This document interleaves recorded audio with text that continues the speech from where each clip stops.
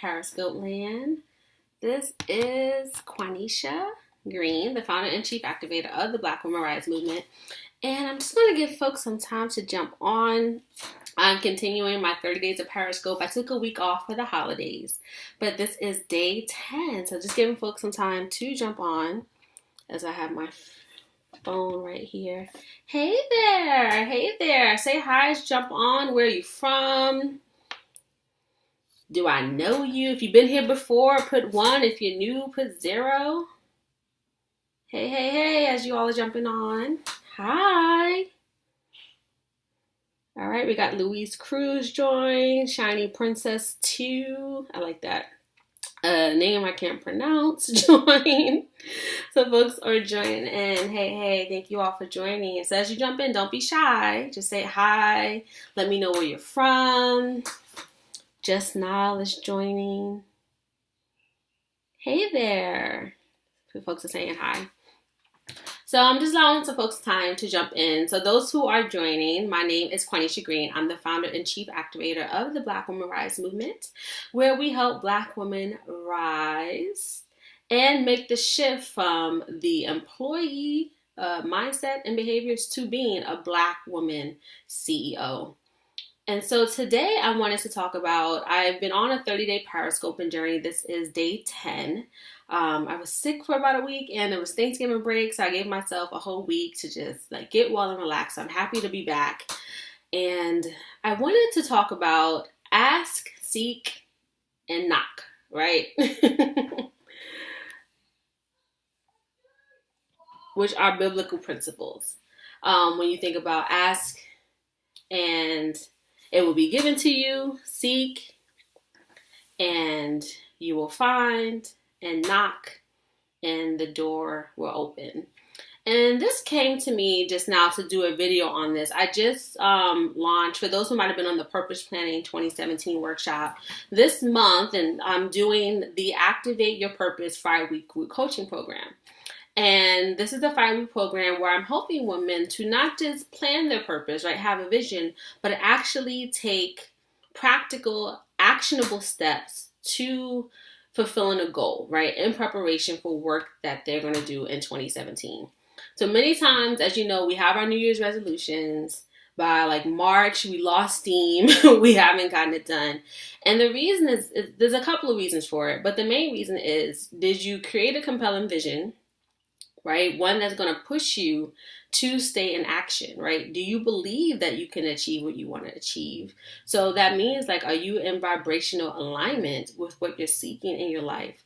So that vision, right, propels you to take the actions you need to stay on purpose. And there's a lot of other strategies that I teach. And if you look at some of the videos from the Purpose Planning, I share some of them over the week, like what does purpose requires, who you need to be in order to achieve your purpose.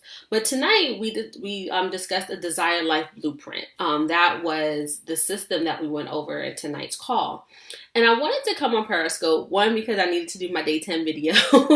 But 2, as I checked in with folks who were on the line, the participants, I asked them, how are they feeling now? And one of the participants shared that she was like, I really enjoyed this training because you gave me practical steps. She was like, often I'm on webinars or trainings and people tell you to visualize or they tell you to get in touch, with what you want to do and visualize a plan, but they don't give you practical steps. Has anyone else had that experience that you create a plan for the year, but no one gives you practical steps? So people talk about make sure you feel grateful and have gratitude, but then you question well, how do I do that? Right?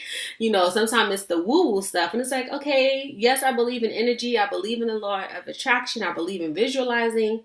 But how do I then make this real in my everyday experience? So has anyone had that question? Sometimes you're making these plans or you've been on these webinars and courses. I see we have some folks here. And have you ever wondered of the how? How do I begin to implement this vision that I have for myself? So people are tapping the hearts. So I know sometimes folks are lurking and not engaging. So if you just have had that question before, you can just tap, tap, tap, tap, tap. Sorry, someone's sending me a message. You can tap and let me know, if that's at least resonating with you. So her saying that made me realize that of the whole biblical principle, you can say it's just energetic about ask, seek, and knocking, right? So if you are on a training or you're working with a coach, or even if it's an accountability call, and you feel like someone's giving you all this cerebral advice, right? They're telling you almost what to do. They might be giving you tips and tactics and strategies, but they haven't broken down to the practical. You need to ask them to do that, right? You need to ask them to give you what you want. So one of the main struggles that many people have in achieving their goals, so this is just not particular to Black women, but I'm going to tell you how this impacts Black women, is that we don't ask for what we want, right? And if you don't ask, you can't get, right? Nothing will be given to you. Someone said, yes, you're paying for it, right? So particularly as Black women, why don't we ask? So we've been socialized to do everything ourselves, right? So if you think about the image of the strong Black woman, she takes everything on. She doesn't ask for help, right? We can't seem weak. We have to be, doubly perfect. So sometimes even asking for help can make us seem like, maybe I'm not, showing up well or being perfect, or people are going to question my worth and all these other things like that. So that impacts us asking for what we want, right? But if you don't ask, you don't get. So in the context, of course, of helping someone walk you through a process, whether it's starting your business, launching your business, creating a signature product, maybe you're working with someone to help you lose weight, whatever it is, if someone is saying something and it's not something that you can implement, or it's confusing, or you're just like, well, how am I supposed to do that? Ask them.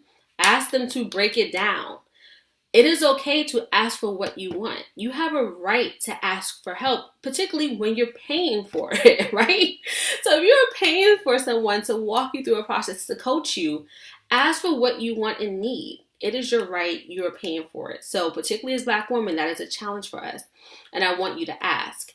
And so also think about the senses that come up when you're asking. It's a verbal thing, right? You're almost speaking into existence what you're desiring, which could be help, right? It could be practical steps. It could be advice. And so you're speaking that to existence. And then other people, once they hear it, because you can tell other people, you can say it in prayer and petition, right? Once people know what you want, they can help you to get it.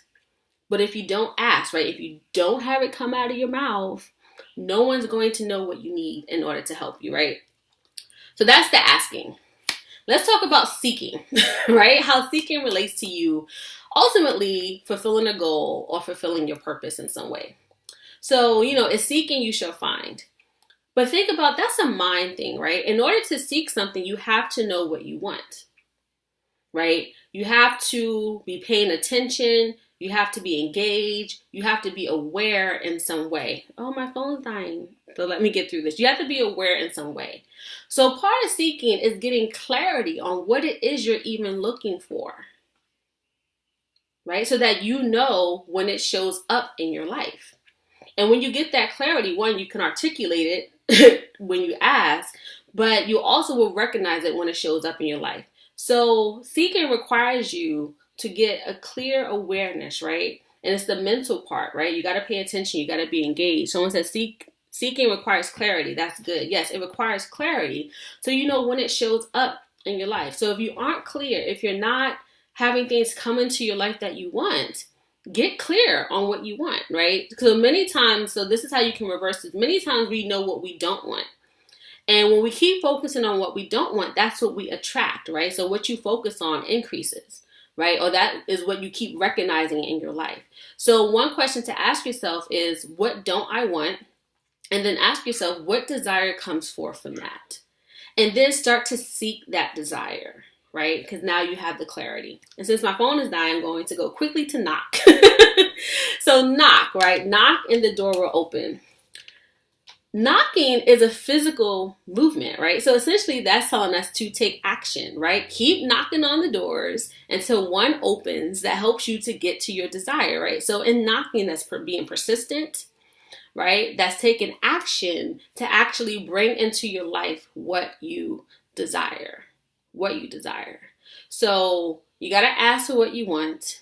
You have to seek it, right? You have to be clear so that you're aware of it when it shows up, right? You can pay attention, you can be engaged, and then you have to take action. You have to go knock on some doors, right? Go seek opportunities that will help you get what you desire out of your life.